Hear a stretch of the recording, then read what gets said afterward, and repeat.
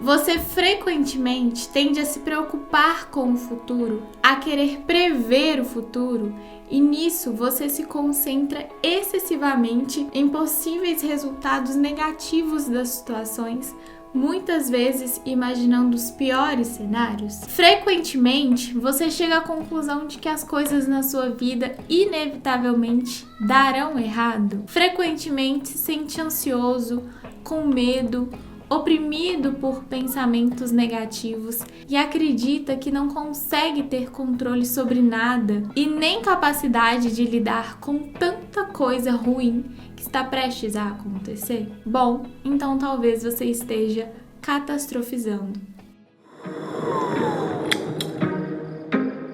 A Ana estava enfrentando uma tarefa desafiadora no trabalho dela. Daí ela pensa em pedir ajuda a alguém, a um outro colega. Ao pensar em pedir ajuda, a mente dela mergulha em uma cascata de pensamentos catastróficos. E se eu pedir ajuda e me considerarem incompetente? Se eles me considerarem incompetente, isso pode chegar até meu chefe. O meu chefe pode pensar que eu sou incapaz de fazer algo, de compreender algo que para os outros é tão simples. E eu posso até ser demitida por isso. O João, colega da Ana, percebe a preocupação dela e pergunta se ela gostaria de ajuda. E sabe o que a Ana responde? Não, tá tudo bem. A Ana hesita e recusa a ajuda, convencida de que se aceitar essa ajuda, isso apenas confirmaria a sua aparente incompetência. Isso que aconteceu com a Ana se chama catastrofização. Que palavra mais engraçada, né? Catastrofização é um padrão de pensamento muito comum, especialmente em quadros de ansiedade e depressão. Catastrofizar é uma distorção cognitiva, um erro de pensamento. É uma tendência que alguns de nós têm de ampliar, de exagerar o significado, exagerar a gravidade das situações. Por exemplo, imagina que você está se preparando para poder fazer alguma prova do Enem, uma prova de concurso, alguma prova. À medida que a data da prova se aproxima, você sente uma ansiedade crescendo dentro de você. E daí surgem vários pensamentos na sua cabeça.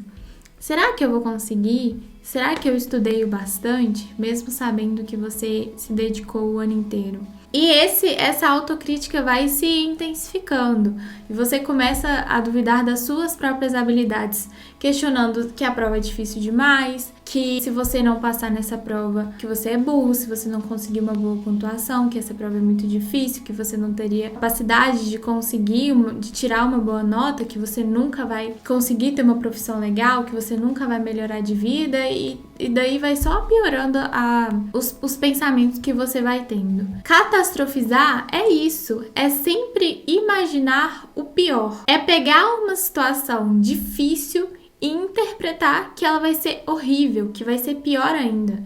E daí você começa a pensar que os eventos serão tão terríveis, tão catastróficos, que eles vão ser insuportáveis, que vai ser muito difícil de lidar. Geralmente, quem catastrofiza com uma situação que já é difícil de lidar, e daí esse erro de pensamento, essa distorção cognitiva transforma essa realidade que já é difícil na crença de que algo pior vai acontecer. O nosso cérebro é muito bom em automatizar os nossos pensamentos, os nossos comportamentos, tudo aquilo que a gente faz de forma repetida. O nosso cérebro tende a automatizar, porque o nosso cérebro quer economizar energia. Sabe quando você aprende a fazer alguma tarefa, não sei, andar de bicicleta, aprende a dirigir, que você nem pensa muito, você nem tem que gastar muita energia. Toda vez que você entra no carro para poder dirigir, é porque o seu cérebro automatizou aquele comportamento. Não sei se você lembra de quando você quando você começou a aprender a dirigir, se você já sabe que está assistindo já sabe dirigir, nas primeiras vezes foi muito custoso, porque você tinha que lembrar de cada coisa que você tinha que fazer ali dentro do carro. Mas ao repetir, ao dirigir mais vezes, aquilo foi se tornando automático, tanto que você não teve que gastar mais muita energia para poder executar esse comportamento. E a mesma coisa funciona para a catastrofização. Ela se torna um hábito, se torna um padrão de pensamento. E o problema é que ela pode levar a quadros de ansiedade, de depressão, porque as pessoas tendem a imaginar que nunca serão capazes de se recuperar. O cérebro delas se torna bom em ser ansioso. A pessoa começa a ter pensamentos catastróficos de forma automática. Uma pessoa com ansiedade crônica, com um transtorno do pânico, por exemplo, ao pensar em ir a um shopping, prevê que se for esse shopping vai ter um ataque de pânico e ao ter um ataque de pânico todo mundo vai ficar olhando, vai ficar julgando, que vai ser um evento horrível. Ao invés de pensar que sim, vai ser uma situação desconfortável, não, ela pensa que vai ser horrível, que vai ser terrível. Uma pessoa com um quadro de depressão, por exemplo, frequentemente se imagina deprimida para sempre e que nunca mais vai ser feliz. Um adolescente que sofreu algum tipo de rejeição começa a se afastar de todo mundo que gosta por imaginar que vai ser rejeitado para sempre, também nunca mais vai ser feliz, que vai ser rejeitado por todo mundo para sempre. E é muito importante tomar muito cuidado com sempre pensar no pior, querer estar preparado para o pior, porque talvez a gente não consiga lidar com aquele sentimento e talvez o pior nem chegue a acontecer. E o que acontece é que muitas vezes ao pensar no pior, você traz aquele sentimento de ansiedade, você começa a imaginar muitas situações ruins e muitas vezes você nem consegue lidar com aquelas situações só de imaginar essas situações. É como eu falei, a gente muitas vezes convida o pior a acontecer. Por exemplo, pensa na história da Ana que rejeitou a ajuda do colega dela. Ela se isolou da oportunidade de ter a ajuda que ela precisava, pensando que tudo poderia dar errado. Ver o pior muitas vezes convida o pior a de fato acontecer. Por exemplo, se você inicia o diálogo com alguém, esperando que a outra pessoa fique na defensiva, você pode acabar ficando mais rígido no diálogo, convidando a outra pessoa a ficar de fato na defensiva. Outra questão da catastrofização é que ela é um convite à depressão. Quando você sempre imagina um futuro sombrio, ameaçador, sem esperança, sempre imaginando que o pior vai acontecer, o seu cérebro libera menos serotonina, menos dopamina, que são substâncias químicas responsáveis pela sensação de bem-estar, de motivação. E a partir daí, meu amigo, só tende a piorar. E aí você começa a se sentir mais ansioso, desmotivado, mais triste. A catastrofização também é um convite à ansiedade, porque ela força o seu cérebro a ver ameaça em todos os lugares. E o seu cérebro responde a isso com uma resposta de medo muito real, com respostas de luta ou fuga ou congelamento, taquicardia, sudorese. E como eu falei, o nosso cérebro fica bom naquilo que a gente faz repetidamente. Então, se você repetidamente tende a pensar de forma negativa, você frequentemente vai estar se expondo a uma ansiedade que é tóxica. E aí você pode começar a ter um padrão de pensamento que vai te deixar sem esperança, muito deprimido com relação ao futuro. Você vai começar a se sentir mais desmotivado, porque pra que fazer as coisas se você sempre falhasse? Tudo pode dar errado, sabe? Mas assim, é muito importante mudar essa narrativa. Se preparar para que algo pior talvez aconteça é importante, mas é importante fazer isso de forma racional. É importante saber qual é esse limite para que isso não se transforme em um padrão de pensamento catastrófico, que talvez seja isso que esteja acontecendo com você. Porque como eu falei no exemplo da Ana, esse padrão de pensamento sempre catastrófico, que tudo vai dar errado, pode te fechar a ter mais oportunidades, a pensar em soluções que podem funcionar, pensar em saídas melhores. Mas se catastrofizar é tão prejudicial, por que muitas pessoas continuam fazendo isso? E aqui provavelmente você deve estar pensando, sim, por que eu continuo fazendo isso? Por que eu sou tão idiota? Eu não tenho jeito mesmo. Calma, respira fundo. Existem inúmeras razões pelas quais você pensa assim e comece a refletir que ao assistir esse vídeo, agora você tem consciência disso e pode fazer melhor, pode fazer diferente daqui para frente. Se martirizar não vai resolver. Então tente sim ser mais gentil consigo mesmo. Todo mundo tem as suas batalhas internas e eu tô aqui para te ajudar a enfrentá-las. E mudar a forma como a gente pensa, como a gente se comporta, dá trabalho mesmo. Qualquer mudança dá trabalho. Mas eu sei que você pode fazer coisas difíceis. Então, voltemos à questão. Por que catastrofizamos? Bom, a catastrofização tem duas funções disfuncionais. Duas funções, mas que são problemáticas. Se eu esperar falhar, se eu imaginar que eu vou falhar, eu não vou ficar surpreso se isso acontecer. Se eu me afastar primeiro, eu não preciso me preocupar se a outra pessoa fará isso comigo, porque eu já me afastei. Se eu me rejeitar primeiro, vai doer menos se outra pessoa fizer isso comigo. Mas o problema é que quando tentamos não sentir algo ruim, você acaba se sentindo mais deprimido, mais ansioso, que é muito pior. Esperar o pior também justifica você nem tentar. E daí você tem uma desculpa para o fracasso sem nem se esforçar. É até confortável no curto prazo, mas acaba com a sua motivação, com a sua alegria na vida no longo prazo. Você não arrisca fracassar. Você nem tenta, porque se tentar pode dar errado.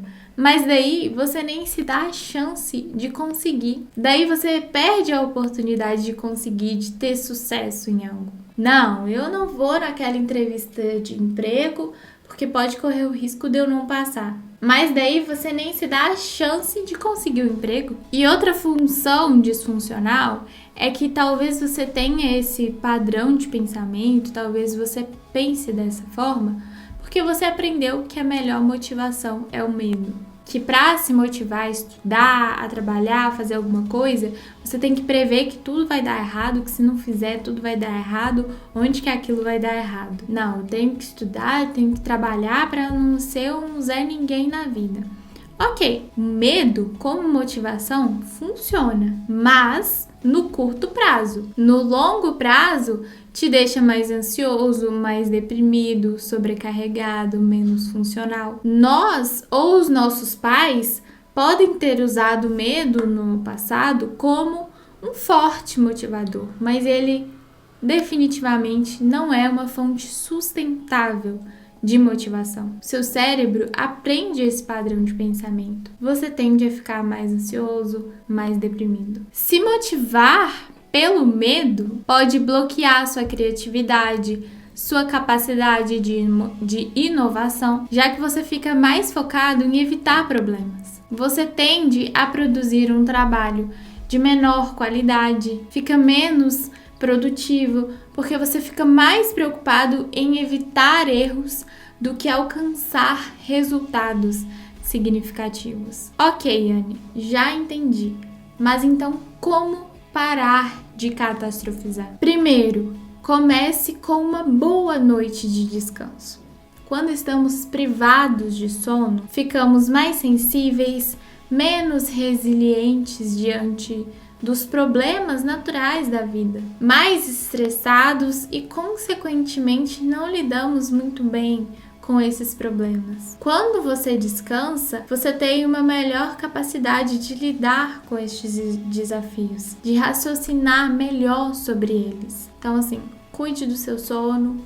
Primeiro de tudo é durma bem. Segundo, evite se motivar pelo medo. Se motive pelo que você quer, pelo que você valoriza. Tenha objetivos mais racionais, mais positivos. Por exemplo, ao invés de pensar, não, eu tenho que trabalhar para não morrer de fome, para não virar um sem teto. Não, pensa que eu tenho que trabalhar porque me dá condição de ter algum lugar para morar. Entende? Pensa de forma mais racional. Ou sei lá, não, eu tenho que estudar, eu tenho que ir pra escola, pra faculdade, pra não ser uma burra no futuro. Não, você pensa, eu tenho que estudar porque é importante, porque eu quero ter um futuro melhor, porque eu quero aprender, porque eu tenho que aprender, porque é importante. É mais funcional buscar fontes de motivação mais racionais, mais positivas, pelo que você quer, pelos seus valores, do que se motivar pelo medo. Terceiro, aceite a incerteza como parte natural da vida. Às vezes, ou muitas vezes, você quer ter certeza de algo, da maioria das coisas, porque sente que a incerteza vai te levar a resultados ruins. E aí você sente o tempo inteiro que tem que ficar procurando pela certeza das coisas. Mas será que a incerteza leva sempre a resultados ruins? Por exemplo, você pode não prever como vai ser o clima amanhã, mas isso não significa que vai cair uma trovoada. Muitas coisas, a maioria das coisas, não incertas mesmo. A gente não consegue ter controle de tudo, da maioria das coisas. Essa necessidade de ter controle sobre tudo, sobre o futuro, de ter a certeza, acontece geralmente com pessoas mais ansiosas. E eu falo isso por experiência própria. A ansiedade é essa necessidade também, que a gente também inclui essa necessidade que a gente tem de ter controle sobre tudo.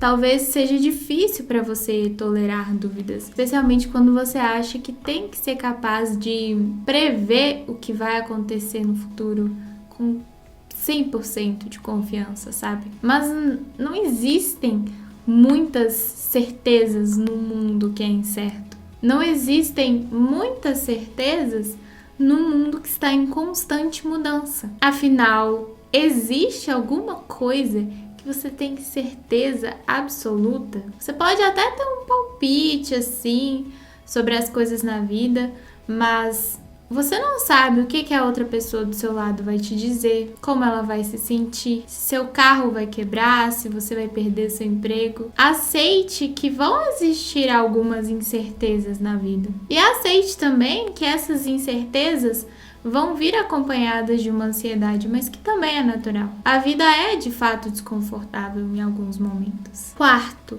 desafie os seus próprios pensamentos. Só porque você pensa algo não significa que seja verdade. Não significa que aquilo realmente vai acontecer. Talvez aconteça? Sim, mas talvez não. Aprenda a perceber, a questionar gentilmente os seus pensamentos. Você não precisa acreditar em tudo aquilo que você pensa. Por exemplo, como fazer isso na prática? Suponha que você tenha dito algo para alguém no qual você se arrependa. Para seu namorado, para sua mãe, para algum amigo. Daí você começa a pensar, caramba, eu não devia ter dito isso. Não acredito que eu fui tão estúpido assim. Não, com certeza minha mãe nunca mais vai falar comigo, meu namorado vai me deixar, com certeza. É por isso que as pessoas não gostam de mim. Eu tenho mais é que ficar sozinha mesmo. Por isso que ninguém me aguenta, por isso que eu sou tão insuportável, você sempre insuportável assim. Não, você pode começar a pensar. Ao invés de pensar assim, você pode pensar, eu realmente preciso aprender a falar mais gentilmente, mesmo quando eu estiver chateada. Vou pedir desculpa, vou tentar consertar as coisas. Eu espero que essa pessoa entenda, eu espero que aceite as minhas desculpas, que a gente possa aprender algo com isso. E se essa pessoa não aceitar, faz parte. Eu tenho que arcar com as consequências das minhas atitudes também. Entende? Assim, essas sugestões que eu venho te dando vai fazer com que você permaneça nessa mudança, mesmo quando há risco das coisas não acontecerem tão perfeitamente. Mas claro, se você estiver num sofrimento intenso, se você estiver sentindo que ainda assim, com tudo que eu falei, você não está conseguindo lidar com tamanho sofrimento e tem outras questões envolvidas também, não hesite em procurar ajuda, não hesite em ir atrás de um psicólogo para te ajudar.